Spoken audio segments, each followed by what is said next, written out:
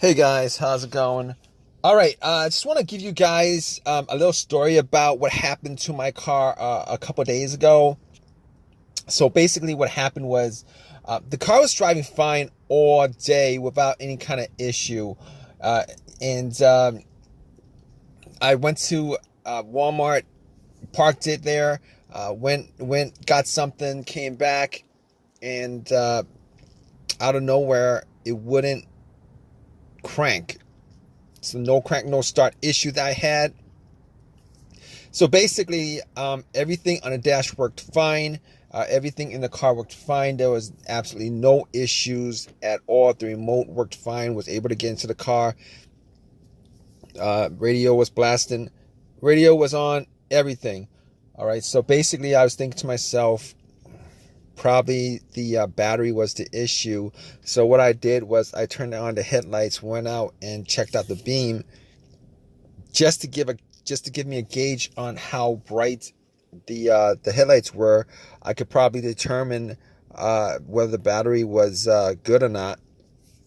And the headlights were really bright. So right off the bat, I was thinking if they were that bright, I should at least get like a really slow crank if the battery was kind of low. Regardless, I had to check out where the battery was. I went and checked out where the battery was just to make sure that all the terminals were clean and they were tight. And I noticed that the terminals were a little bit corroded. There was some white bluish stuff on there. So what I did was I took out a bottle of Coke, poured it on the terminals, and was trying to clean it with some paper towels, and was able to clean it pretty good. Now the terminals weren't super tight.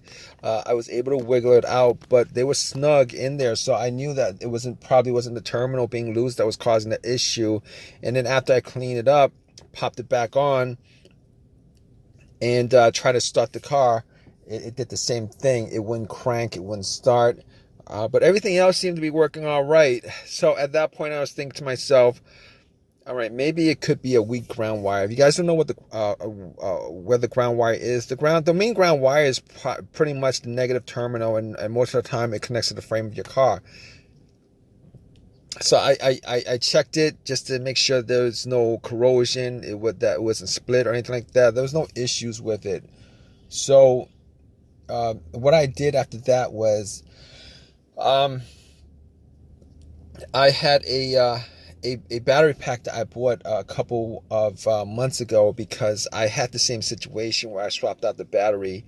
I was hoping that it was the battery, even though I swapped it out, considering I could actually just swap it out, at Walmart. So I actually put the battery pack on there.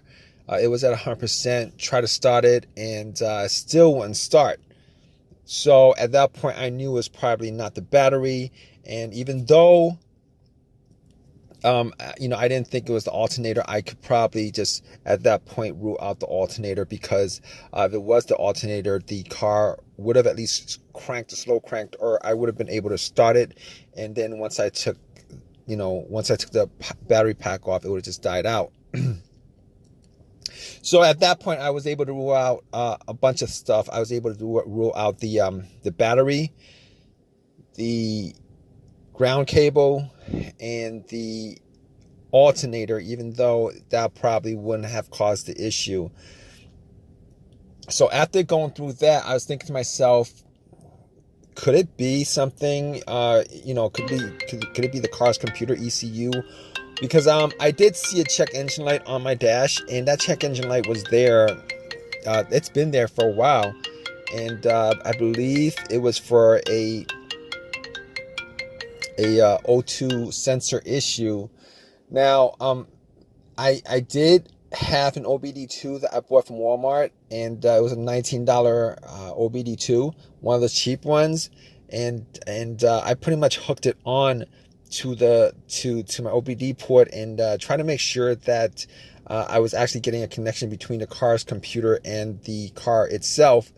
It did scan all the way through. Now I'm pretty sure that that the OBD2 wouldn't actually pick up anything that would cause a no crank, no start situation for the most part, except if if if the car's ECU, the car's computer was, for some reason separated from the car.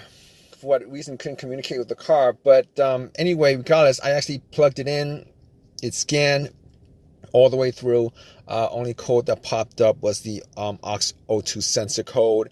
And at that point, I was pretty sure that it wasn't anything to do with the car's computer, any codes that would cause it. And I actually had to move on to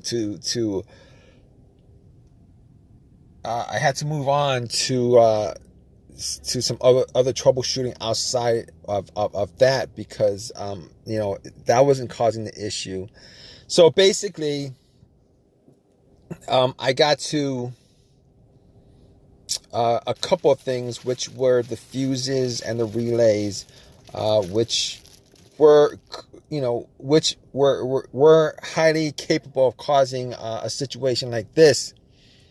And got to the fuses, checked out all the fuses, just to make sure that none of them were blown. And I was actually looking at them. Now, I didn't have a fuse tester on me. I didn't think it was the fuses.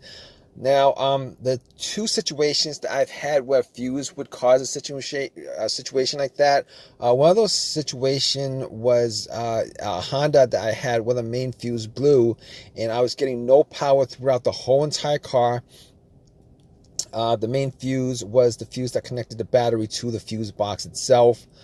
And that was the previous situation that I have, and I'm pretty sure that wasn't the same situation that I had, so I could rule that out, because I was getting power to everything except it wouldn't start.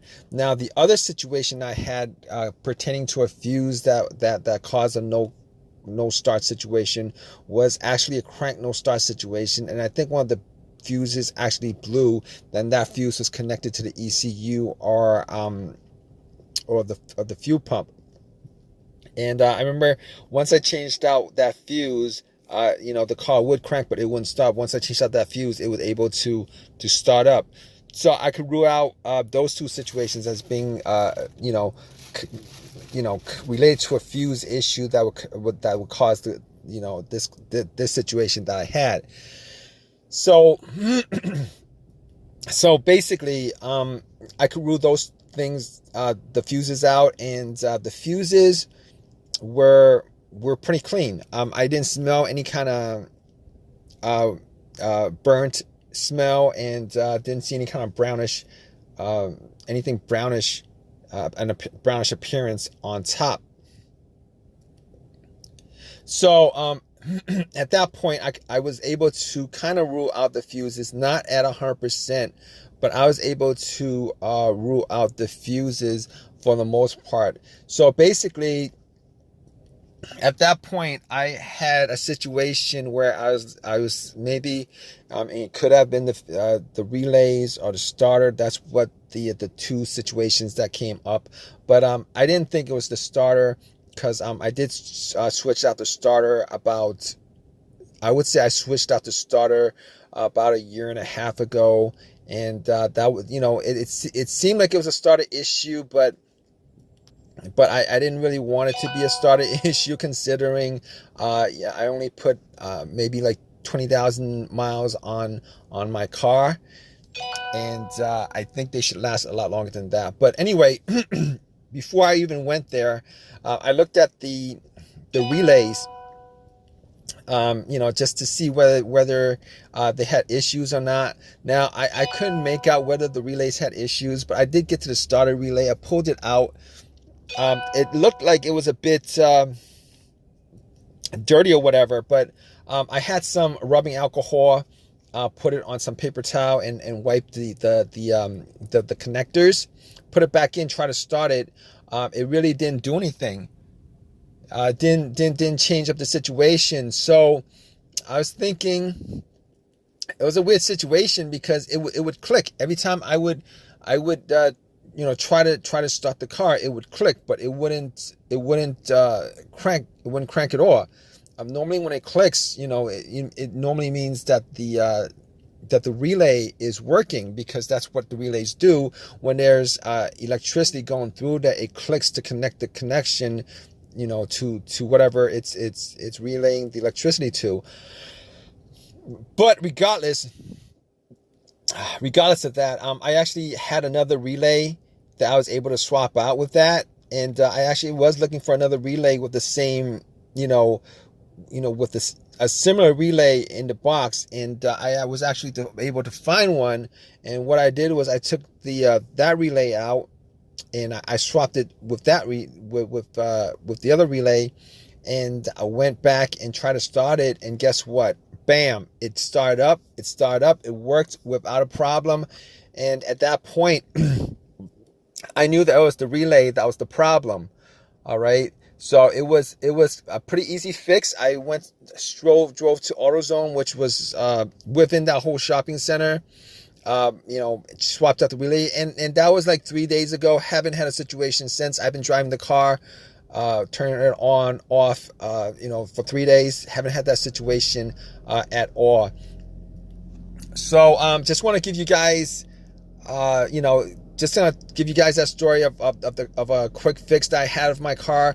If you guys are in the same situation, you guys watching this video, hopefully you guys have an easy of a fix as I had on my car. You guys have a comment, leave your comment in the comment section.